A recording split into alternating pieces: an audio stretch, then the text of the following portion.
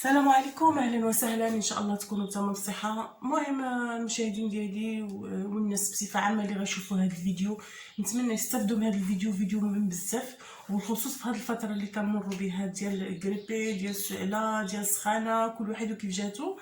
المهم بطبيعه الحال تكونوا كتستعملوا العلاج ديالكم. يعني هذا ماشي سميتو، ماشي علاج تام، هذا غير فقط الناس اللي عندهم السعله اللي هي عرفتي كتخنقوا. هاد الفجل غادي نحتاجو الفجل، غادي نجيبو الفجل من عند مول الخضره.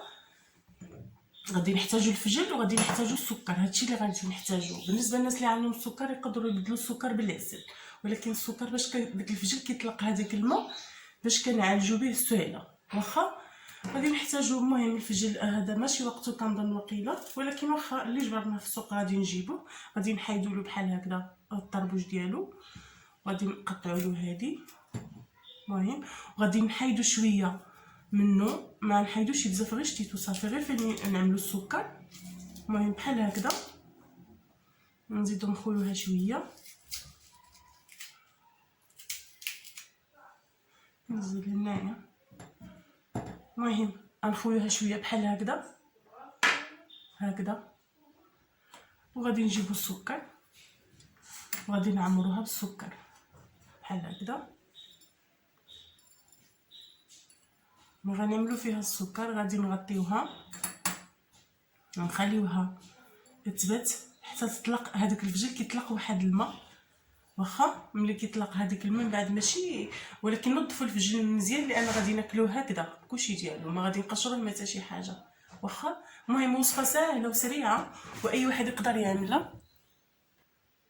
كيف ما كتشوفوا ملي كنحطوا فيه السكر كتبدا تطلق الماء ديالها. واخا ولكن وصفه غزاله ومزيونه بزاف، ونتمنى اللي فيه السعله كله يجرب هاد الوصفه هذه ويرد عليا. فهمتي الوصفه ديال ماما ربي يخليها لي، اللي عنده ماما ربي يخليها له، واللي ما عندوش الله يرحمهم ويوسع عليهم في هذا النهار.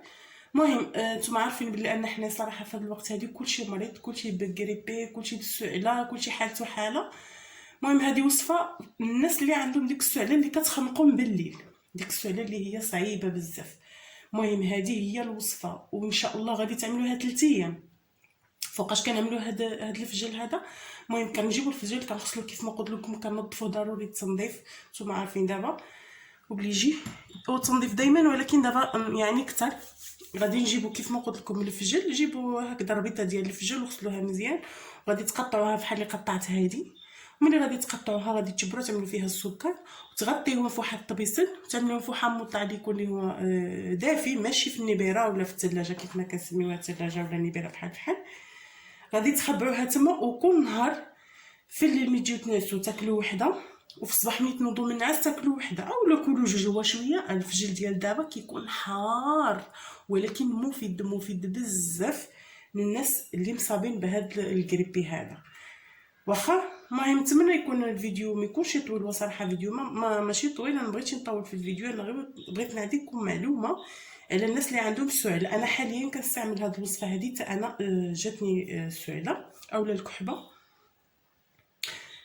كيف ما شفتوا كنشبر، كنقشر الفجل وكنقطعو من فوقي، كنخويه شويه، كنحط فيه السكر شويه، ديك السكر كيرجع ما.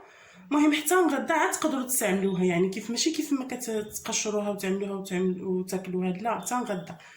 انا قلت لكم تاكلوا وحده تاكلوا جوج. مهم السعله راه ما كتبقاش غير يومين 3 ايام، ربي كيجيب الشفاء، كيتهز عليكم ديك السعله وديك الخنقه. واخا بطبيعه الحال مع الدواء ديالكم. واللي ما اللي ما بغاش يعمل السكر يقدر يعمل العسل الحره الا عنده العسل الحره. واخا وحاجه اخرى قدروا شوفوا البنات باش تعليو المناعه ديالكم، باش يعني ما تطيحوش في هذه الحاله اللي طاحوا فيها بزاف ديال الناس. واخا كيستعملوا الدواوات، واخا كيعمل العلاج ديالهم وداكشي، ولكن المناعه عندهم طايحه بزاف. فهمتوا؟ هاد الفجل هذا اللي كتشوفوا عرفتي فيه فوائد لا تعد ولا تحصى. اول حاجه كيعلي المناعه، ثاني حاجه كينظف البورمون اولا الريه، كينظفها بالشوائب. اذا غادي تعملوا العصير ديال الفجل والعصير ديال البرتقال والعصير ديال الليمونه وحده.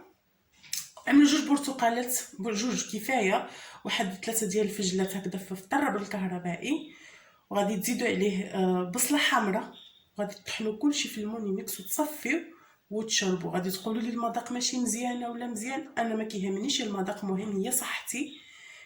نعاود نقول لكم، غادي تعملوا الفجل والبصله حمراء، واحد الليمونه، ومع عصير ديال البرتقال. البرتقال يكون طبيعي، ما تشريوش هذاك ديال القراعي. غادي تطحنوا كلشي في الموني ميكس وغادي تصفيو وغادي تشربوا. واخا المهم انا نقول لكم اعملوه على حسب المقدار اللي تقدروا نتوما تاكلوا اولا تشربوا، حيت هو المذاق ديالو ماشي مستحب صراحه، ولكن حنا كنهضروا كنعاودوا نقولوا هو علاج، ماشي شي حاجه ناكلو غادي نتمتعوا بها، هو علاج. عملوا هذا العصير هذا. اللي ما فهمش الطريقه ولا بغى نعمل له فيديو لهادشي هذا يكتب لي في التعليق ونعاود نعمل له فيديو.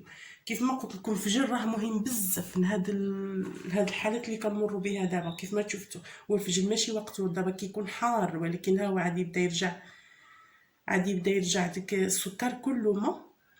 واخا ما تقشروهاش، غادي تناولوها هكذا، غسلوها مزيان قبل ما تعدلوها باش تقدروا تاكلوها. المهم كيف ما شفتوا البنات الوصفه سهله مهله، ولكن الفايده ديالها اللي هي واعره بزاف. وفي هذه الفتره هذه كل غادي يحتاج هذه الوصفه هذه كيف ما كتسمعوا. ما هو غير الفجل غادي تجيبوه من عند الخضر والسكر بطبيعه الحال، اي دار فيها سكر. غادي تحتاجوا قبيطه هكذا راها كافيكم. غادي تعملوه مده ديال غير 3 ايام، غادي تحسوا بواحد التحسن وديك السعله مشات، فهمتي، وديك ضيق التنفس مشى. والعصير ديالو مع سميتو مع البرتقال واحد الحاجه اللي هي واعره واعره واعره بزاف. البنات ردوا بالكم، عملوا الدواء ديالكم، عملوا الكمامه ديالكم، هادشي راه ماشي مسح، ماشي ملاغه، ماشي. ردوا بالكم ردوا بالكم. الانسان اللي عارف راسو مريض ما يتخالطش مع الناس، ما يأذيش واحد اخر. وخا تكون ماماك واخا يكون خوتك، ما تمشي حتى عند شي واحد، ما يجي عندك حتى شي واحد. جلس في دارك، عمل الدواء ديالك اختي اولا خاي حتى تشافاو ان شاء الله. وديك الساعه ان شاء الله نمشيو عند الاخوان ولا عند العائله ولا نمشيو فيما بغيتو. ولكن اللي عارف دابا الله يرحم الوالدين عارف راسو مريض، ما يأذي شي واحد اخر. اللي ما عندوش المناعه ولا مريض ولا عنده ديك امراض مزمنه، جلسوا في داركم الله يرحم الوالدين، وداويو راسكم وردوا بال على وليداتكم. اللي كيمشي شي رياضه ولا كيمشي شي ملعب ديال الكره ولا هادي وعارف راسو بنو مريض اولا بنتو مريضه ولا هادي، خليها في دارو حتى تبرا ان شاء الله، تعمل التريتمون ديال الدواء ديالها. والله يشافي كل واحد والله يرفع علينا هذا البلاء. اش غنقول لكم صراحه الله، كنا يعني فرحنا ورجعت المياه المجاري ديالها صافي كنمشيو عند العائلات، كلشي رجع هو هذاك. ولكن شنعملو، قدر الله، انسان غير يرد بالو وهادشي اللي كاين. والله يشافي الجميع يا ربي امين. هاد الوصفه هادي راه غادي تفيدكم البنات، عملوها. كيف ما قلت لكم العصير ديال البرتقال والعصير ديال الفجل مع البصل والليمون شي حاجه مهمه بزاف للمناعه، نتمنى تعملوها. والله يشافي الجميع يا ربي.